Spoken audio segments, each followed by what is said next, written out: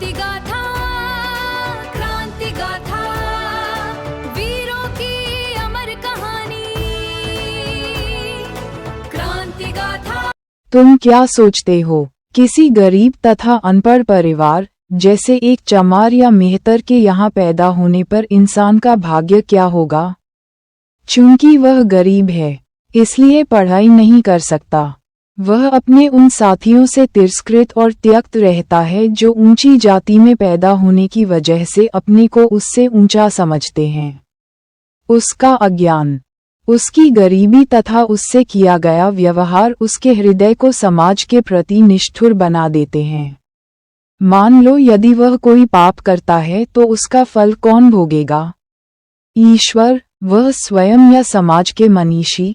और उन लोगों के दंड के बारे में तुम क्या कहोगे जिन्हें दंभी और घमंडी ब्राह्मणों ने जानबूझकर अज्ञानी बनाए रखा तथा जिन्हें तुम्हारी ज्ञान की पवित्र पुस्तकों वेदों के कुछ वाक्य सुन लेने के कारण कान में पिघले शीशे की धारा को सहने की सजा भुगतनी पड़ती थी? यदि वे कोई अपराध करते हैं तो उसके लिए कौन जिम्मेदार होगा और उसका प्रहार कौन सहेगा? मेरे प्रिय दोस्तों, ये सारे सिद्धांत विशेषाधिकार युक्त लोगों के आविष्कार हैं। ये अपनी हथियाई हुई शक्ति, पूंजी तथा उच्चता को इन सिद्धांतों के आधार पर सही ठहराते हैं। जी हाँ, शायद वह अपटन सिंक्लेयर ही था जिसने किसी जगह लिखा था कि मनुष्य को बस आत्मा की अमरता में विश्वास दिला दो और उसके बाद उसका सारा धन व संपत्ति लूट लो। वह बगैर बड़बड़ाए इस कार्य में तुम्हारी सहायता करेगा। धर्म के उपदेशकों तथा सत्ता के स्वामियों के गठबंधन से ही जेल, फांसीघर, कोड़े और ये सिद्धांत उपजते हैं। मैं पूछता हूँ कि तुम्हारा सर्वशक्तिशाली ईश्वर हर व्यक्ति को उस समय क्यों नहीं रोकता है जब वह कोई पाप या अपराध कर रहा होता है? ये तो वह बहुत आसानी से कर सकता है। उसने क्यों नहीं लड़ाकू राजाओं को या उनके अंदर लड़ने के उन्माद को समाप्त किया और इस प्रकार विश्वयुद्ध द्वारा मानवता पर पड़ने वाली विपत्तियों से उसे क्यों नहीं बचाया? उसने अंग्रेजों के मस्तिष्क में भारत को मुक्त कर देने हेतु भावना क्यों नहीं पैदा की? वह क्यों नहीं पूंजीपतियों के हृदय में ये परोपकारी उत्साह भर देता कि वे उत्पादन के साधनों पर व्यक्तिगत संपत्ति का अपना अधिकार त्याग दें और इस प्रकार न केवल संपूर्ण श्रमिक समुदाय वरन समस्त मानव समाज को पूंजीवाद की बेड़ियों से मुक्त करें? आप समाजवाद की व्यवहारिकता पर तर्क करना चाहते हैं। मैं इसे आपके सर्वशक्तिमान पर छोड़ देता हूं कि वह इसे लागू करे। जहां तक जनसामान्य की भलाई की बात है, लोग समाजवाद के गुणों को मानते हैं, पर वह इसके व्यवहारिक न होने का बहाना लेकर इसका विरोध करते हैं। चलो, आपका परमात्मा आए और वह हर चीज को सही तरीके से कर दें। अब घुमा फिराकर तर्क करने का प्रयास न करें, वह बेकार की बातें हैं।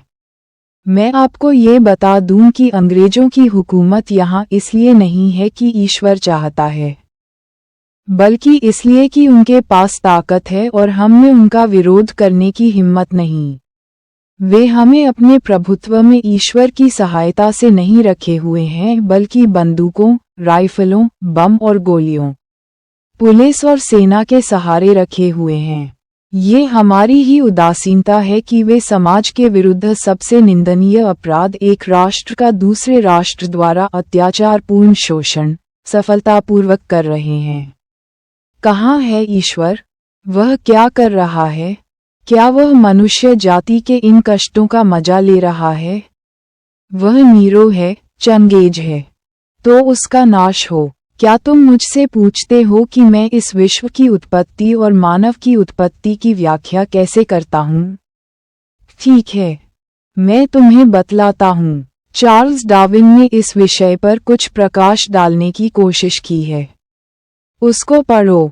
सोहन स्वामी की सहज ज्ञान पढ़ो। तुम्हें इस सवाल का कुछ सीमा तक उत्तर मिल जाएगा। ये विश्व सृष्टि एक प्राकृतिक घटना है।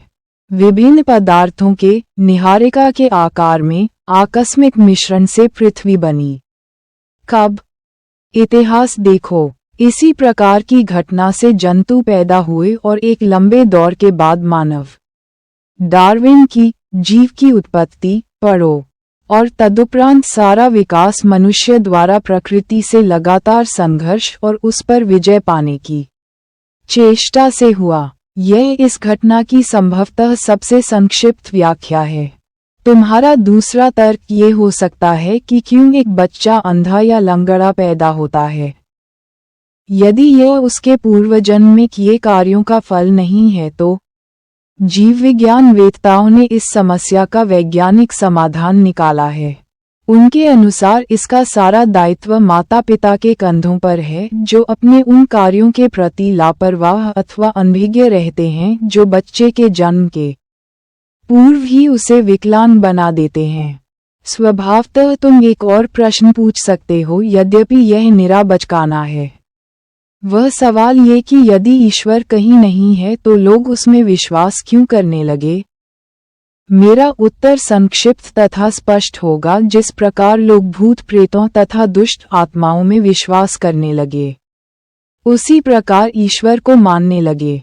अंतर केवल इतना है कि ईश्वर में विश्वास विश्वव्यापी है और उसका दर्शन अत्यंत विकसित। कुछ उग्र परिवर्तनकारियों रेडिकल्स के विपरीत मैं इसकी उत्पत्ति का श्रेय उन शोषकों की प्रतिभा को नहीं देता जो परमात्मा के अस्तित्व का उपदेश देकर लोगों को अपने प्रभुत्व में रखना चाहते थे और उनसे अपनी विशिष्ट स्थिति का अधिकार एवं अनुमोदन चाहते थे। यद्यपि मूल बिंदु पर मेरा उनसे विरोध नहीं है कि सभी धर्म, संप्रदाय, पंथ और ऐसी अन्य संस्थाएं अंत में निर्दयी और शोषक संस्थाओं, व्यक्तियों तथा वर्गों की समर्थक हो जाती हैं। राजा के विरुद्ध विद्रोह हर धर्म में सदैव ही पाप रहा है।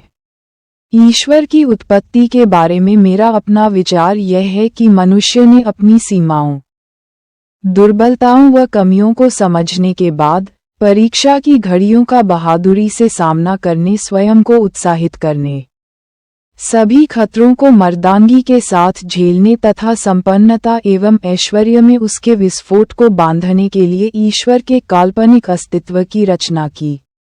अपने व्यक्तिगत नियमों और अभिभावकीय उदारता से पूर्ण ईश्वर की बड़ा चढ़ाकर कल्पना एवं चित्रण किया गया।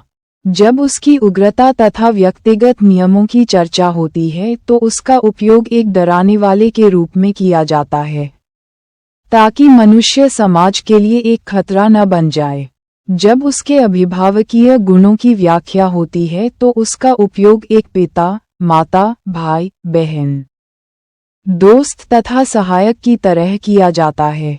इस प्रकार जब मनुष्य अपने सभी दोस्तों के विश्वासघात और उनके द्वारा त्याग देने से अत्यंत दुखी हो तो उसे इस विचार से सांत्वना मिल सकती है कि एक सच्चा दोस्त उसकी सहायता करने को है, उसे सहारा देगा, जो कि सर्वशक्तिमान है और कुछ भी कर सकता है। वास्तव में आदिम काल में ये समाज के लिए उपयोगी था। विपदा में पड़े मनुष्य के लिए ईश्वर की कल्पना सहायक होती है। समाज को इस ईश्वरीय विश्वास के विरुद्ध उसी तरह लड़ना होगा जैसे कि मूर्ति पूजा तथा धर्म संबंधी क्षुद्र विचारों के विरुद्ध लड़ना पड़ा था।